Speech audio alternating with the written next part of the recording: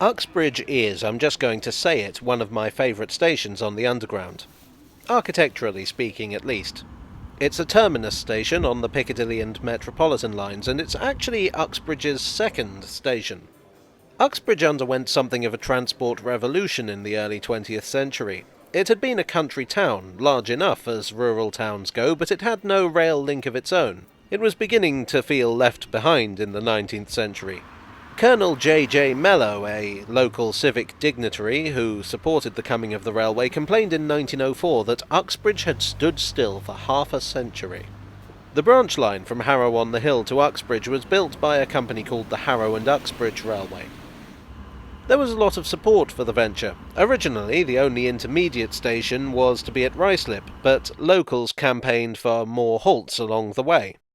One Uxbridge councillor apparently exclaimed, "What, a halt out in the wilds of Ickenham," when the few residents of that locality requested their own stop. But the locals were evidently more far-sighted, and the halts are now stations serving proper suburbs. Landowners were also keen on the railway. It had been realised early on that commuter railways didn't just serve commuters, they created them. No one knew this better than the Metropolitan Railway, the company intended to take over the running of the Harrow and Uxbridge Railway. The Metropolitan not only ran trains, but they had a division dedicated to developing property on the land along their route. These new developments became known as Metroland, and though the term didn't exist in the early 20th century, the landholders around Uxbridge were keen to get in on it. Construction began in 1901. In 1904, Uxbridge Station opened, run by the Metropolitan Railway. It was originally on Belmont Road and was described in a promotional booklet as ample, commodious, and withal artistic.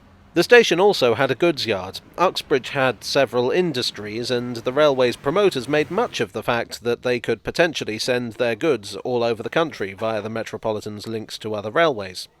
A few weeks earlier, trams had also arrived in the town, giving residents a choice. The trains were originally seen as quite expensive, especially compared to the tram, but the Metropolitan Railway had a trick up their sleeve. It had always been their intention to electrify the line, and in 1905 they did just that. Electric trains were absolutely state-of-the-art in 1905, and the fact that they were serving a town so far from the city is a sign of how committed the Metropolitan were to making something of the connection. In 1906, the Metropolitan took the line over entirely. In 1910, the District Railway began serving the station, giving the locals an even better service. So things remained until 1933. That year, the Underground fell under the London Passenger Transport Board, aka London Transport. The District and Metropolitan Railways became the District and Metropolitan lines of the London Underground. To relieve congestion on the District line, the Uxbridge branch was transferred to the Piccadilly line. London Transport were committed to improving their network, and in 1935 they published the New Works Programme, a drastic modernisation scheme. Uxbridge was part of that. The old station was to be knocked down and replaced with a new station on the High Street. The man in charge of the project was Charles Holden, the company architect. Holden had been selected by Frank Pick, the chief executive of London Transport. Pick was absolutely committed to the ideals of modernism, that beauty and functionality went hand in hand, and Charles Holden was equally enthusiastic about the philosophy. However, Holden had a lot on his plate. There were many stations that needed modernising, and he was also working on other projects. Initially he came up with a very grand and elaborate design, but after only producing a few initial drawings, he handed responsibility for Uxbridge to fellow architects Leonard Bucknell and Ruth Ellis. The designs they produced were not to Pick's liking. In particular, Bucknell suggested a timber platform shelter, which was certainly not modern, and an enormous and very expensive office building at the front. Pick apparently felt rather betrayed by Holden and presented him with an ultimatum: do better or face dismissal. Holden did better.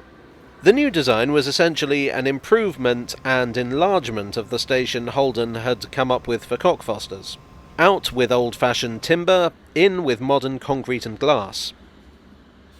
Like Cockfosters, it's often compared to a cathedral with a central nave and aisles to the sides. The stained glass windows only serve to increase that resemblance. The windows were designed by Irvin Bossagni, with whom Pick had worked before on the University of London. They depict the emblem of Middlesex, the arms of local landowners the Bassett family, and the emblem of Buckinghamshire.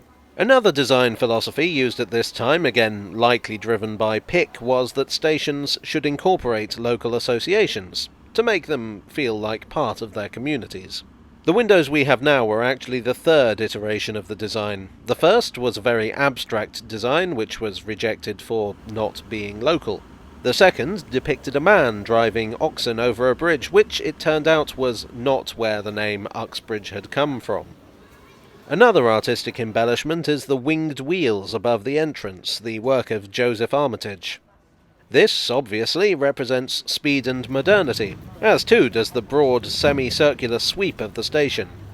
Where Bucknell and Ellis planned a huge building to dominate the high street, as had Holden at first, to be fair, Pick wanted something that just fitted right in. The station also had a buffet and a side entrance served by buses. It took a while to get there, but Uxbridge is now often considered one of the finest examples of London Underground architecture and one of Charles Holden's greatest works. Its merits are reflected in the fact that the station is now a Grade II listed building. If Pick and Holden had had their differences, evidently they had made up by 1940. That year, Pick wrote in a letter to Holden that he felt the architect wasn't given enough credit for his work. Well, I hope you enjoyed this semicircular tale from the Tube. If you did, please consider leaving a like and mayhap even subscribing for more. I'd like to thank my donors on Ko-fi and Patreon for their always generous donations. You are the wheels beneath my wings. And I'll see you all again very soon for another tale from the Tube.